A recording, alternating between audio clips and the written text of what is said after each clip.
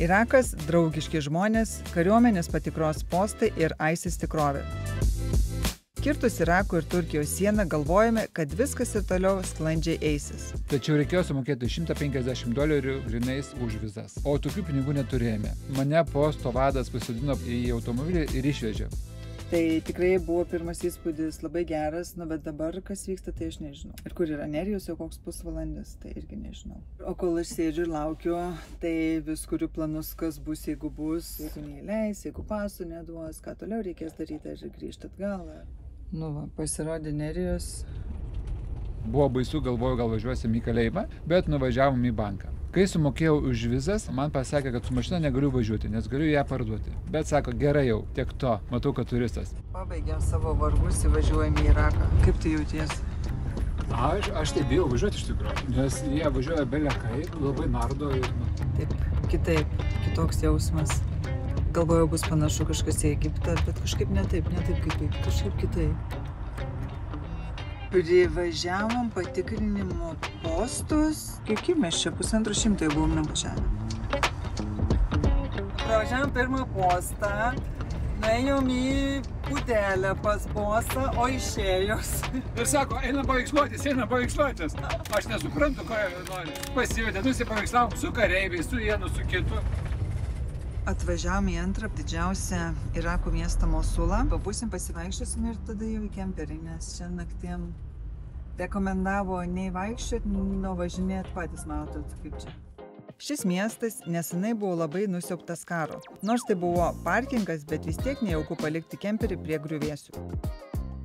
Mus gatvėje užkalbino 2 vyriškiai ir paklausė, iš kur esame. Vienas kariškis dabar dirba telekomunikacijų įmonėje, kitas yra teisininkas. Jie mums norėjo parodyti muziejus, bet mes buvom labai alkani, todėl mes juos pakvietėm vakarienės. Atnešimų meniu pasirinkti, vandenuką nemokamai, lęšių sriuba. Nieko nesuprantam, bet gal bus gerai. Ir dabar valgau pyragą su mėsa, su svogūnu, su ryžiais, su dar kažko ir dar kažko. Nežinau, kas rekomendavo vietinė, sakė, čia nacionalinis patiekalas. Taip, skanaus. Bet noriu pasakyti, kad vietiniai nevalgo. Nežinau, kas mūsų laukia. Jie neleido mums už save mokėti ir paskui dar nusivedė į Kaljano barą. Atėjo restorano savininkas, sako, gal norit nuvažiuoti į seniausią pasaulio bažnyčią. Eiti apžiūrėti bažnyčios tikrai buvo labai baisu, nes ėjome su nepažįstamais žmonėmis, buvo naktis, siauros gatvės ir su mumis dar belekiek jaunimo eina, tai mes jaučiamės kaip bežiniukai iš tikrųjų. Ja, tikriausiai nepagrobs mūsų, bet jeigu ką, jų veidai čia. Pažiūrėkit, kaip čia stebuklingai viskas atrodo. Ir dėl mūsų atidarė šitą bažnyčią.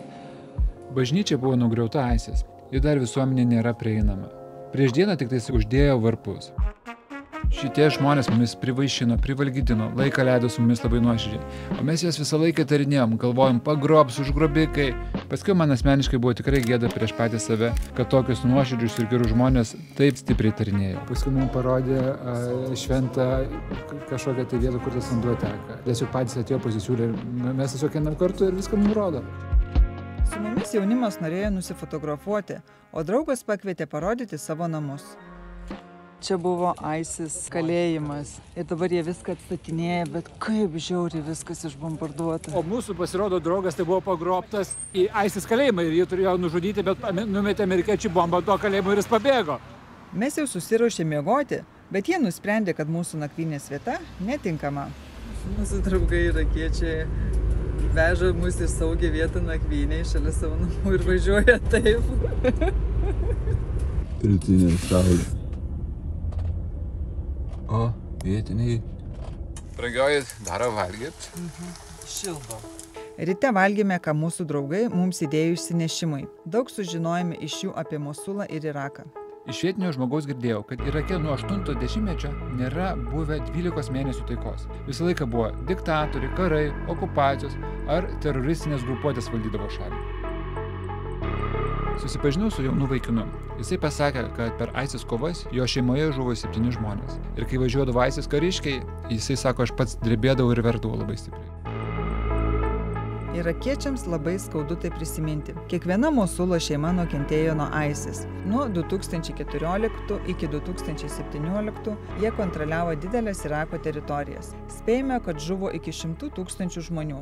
Grupuotė vykdė masinius žudymus, genocidą prieš jezidus, vergovę ir kitus karo nusikaltimus. Jie siekė įvesti savo radikalią islamo religijos interpretaciją, puolė ne tik kitų religijų atstovus, bet ir neteisingai tikinčius musulmonus.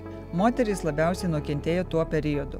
Neteko daugumos teisių, o jei mergina išeitų į gatvę apsirengusi kaip aš, tai galėjo baigtis ir mirtimi. Mano išėjimas į Iraką parduotuvę kortelės ieškoti. Irako prekybos centras, tikrai viskas kaip pridera, gražu, tvarkinga ir kainos. Manau, kad čia viskas neblogai yra. Čia yra dujų vežimo aparatas, užsisuka žmogus ir aš dujas.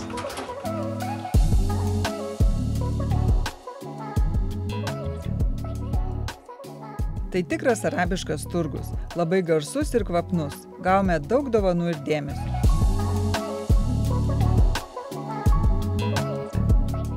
Žodžiu, pasikvietė mus bandelių nusipildyti, iš tiesų tai fotkės nori. Turguje galima rasti visko, ko reikia. Maisto, papuošalų, gariūnų, šūdų, metalo dirbinių, prieskonių, desertų ir panašiai. Kainos tikrai labai mažos.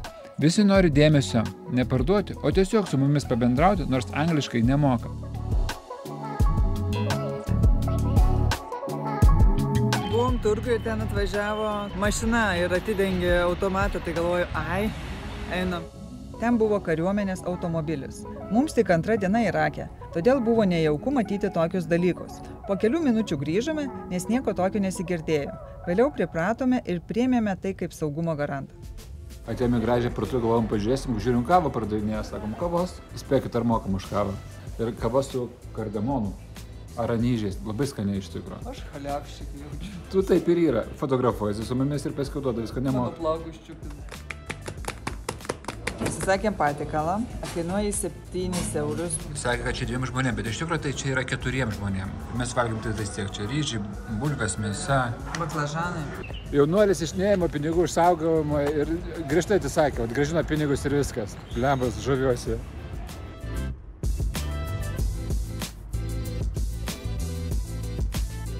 Eilinis iki stabdo, brangioji, va jau lauks policininkų malonių.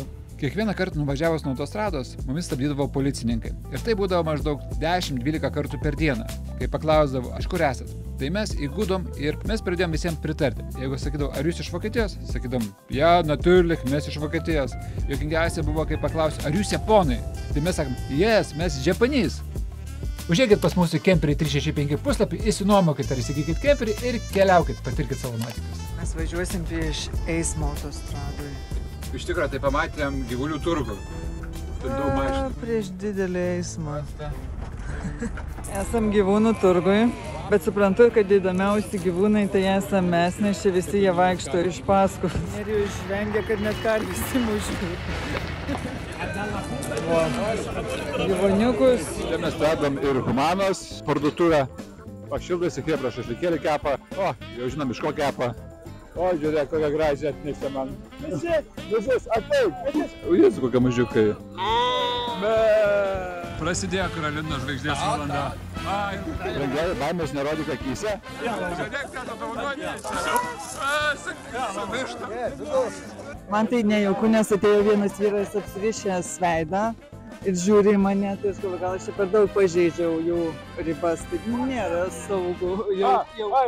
Nerijus. Nice to meet you. Pažiūrėkit, kiek žmonių už mūsų eina. Iš paskos seka. Žodžiu, jau tikrai tepam slides.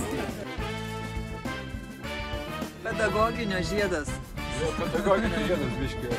Tai ne pedagoginio, ne kūjo. Šiaip tai į Bagdadą įvažiuoja.